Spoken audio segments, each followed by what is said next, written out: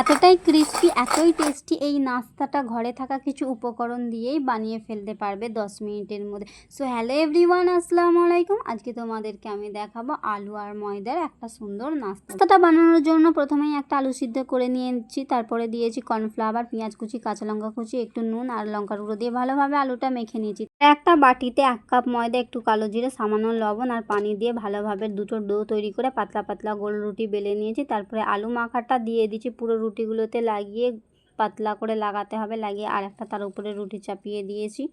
আর একটা ছুরির সাহায্যে এরকম চৌকো চৌকো স্লাইস করে দিলাম। এক একটা স্লাইস নিয়ে এই কোণ থেকে ওই কোণ জুড়ে দিলে এরকম ফুলের ডিজাইন হয়ে যাবে। তোমরা চাইলে অন্যরকমও ডিজাইন দিতে পারো। তারপরে একটা কড়া বসিয়ে হালকা তেল গরম করে একটা একটা করে দিয়ে ভেজে নেব। তেলটা কিন্তু বেশি গরম হবে না, হালকা তেলটা গরম হলে দিলে হালকা আছে ভাজবে, দেখবে ক্রিস্পি ভাবটা অনেক সুন্দর আসবে।